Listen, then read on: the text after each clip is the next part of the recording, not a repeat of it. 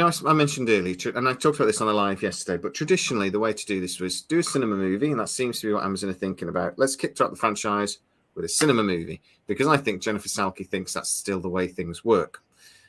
Since streaming services have come along, though, and I honestly think things have changed, do we even think they need to kickstart this with a cinema movie? Or does it, or in some ways, is it a waste of time and money? I've always been of the opinion that you don't need to have a cinema movie. You could just go straight in with a series. I mean, a movie's great, and I'll be happy if there was one, and I'd still watch it. But I've always said that a series you can do so much more, and you can explain so much more. You could do like a slow burn series. It doesn't have to explain everything all within an hour and a half. You could do things that explain little bits here, little bits there, and have an overarching story. And that's, I think, for me personally, that's always a lot more satisfying than watching a movie. Yeah. Because you have to wait a week, for one. You have to wait a week to see what's going to happen next. You might have, it might only be 10 or 12 episodes, but that's 12 hours worth of story compared to 1.5 hours. And I think that's the main thing that I prefer. You just get more from it. And you look at things like Stranger Things.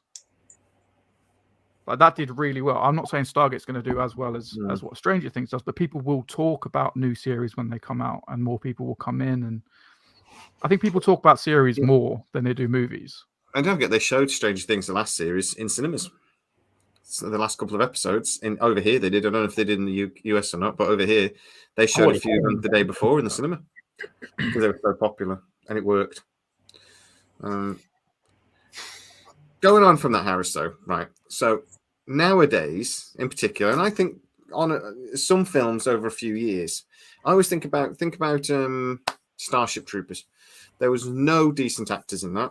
You can actually argue that the main actor, whose name I can't remember now, anyway, can't act at all.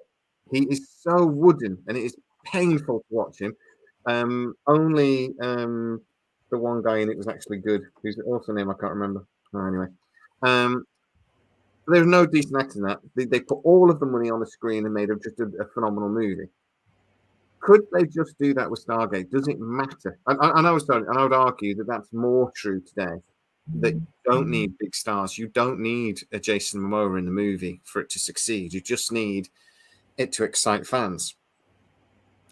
Does it matter about the actors and whether they're TV actors or not, or known or whatever, as much anymore as it used to? Casper Van Dien, he's the worst actor. So I was looking up. I was like, well, Neil Patrick Harris, Clancy Brown, everybody else is great. It's got to be him. It's awful. Awful. You might have to give me the first part of that question again, but the second part, at least, I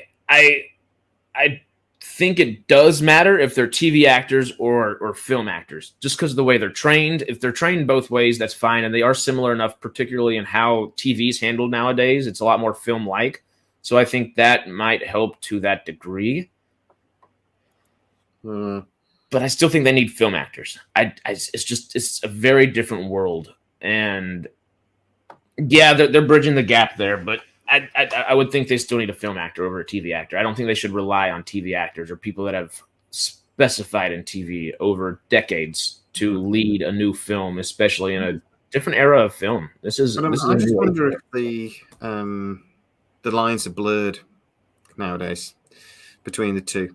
And I think it goes both ways. Film actors started to appear in streaming services, but I think it's blurred both ways. I don't think you need those big actors anymore. I think the fact that it's a Stargate movie will generate enough interest anyway.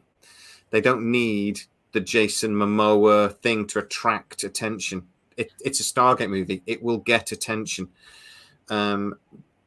Nostalgia is a big thing, and if they bring a couple of the actors back, but also I'd quite like to be this sin. If they're going to do a cinematic movie, for me, I like the Jason Momoa idea because I love Jason Momoa for one. But it would have to be a standalone movie because they're not going to get Jason Momoa in the series. Chances are they might get him to do the odd episode, maybe, but chances are he's not. I'd like the movie to be connected to the series. I don't want it to be Oh, yeah. disjointed. So in that case, you've got to have actors that are willing to do the movie, but then do the series as well. That would be the way I want to do this. And again, you don't have to explain everything in the movie, but I want it to lead into the series, you know, Yeah. mini series, whatever. And wouldn't that make more sense? Yeah, Denise Richards was terrible in that as well. I think it makes perfect sense. Mm. And there's a lot to be said for that. But then if you're gonna do a film with, it has to be.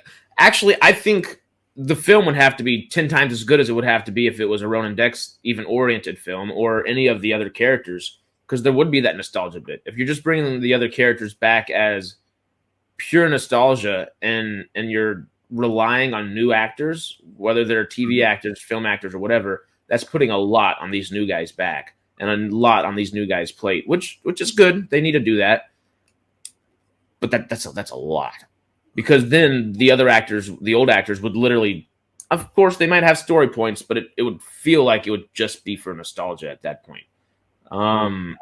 We need a little something more sound, I think, for him, and that's the thing. Momoa is, it's easy to go back to him, partially because he's not an Oscar actor. He literally, in all of his movies, he's more of a TV actor than he is a film actor still, which plays to good and bad traits of him. And I just feel like that fits more. Our expectations wouldn't feel as high going in if it weren't people that we knew, but going out, our expectation, or while we were sitting there, I think our expectations would be 10 times as high, because it has to be something to draw people in at that point. And it's not using anything to draw people in besides nostalgia, I guess.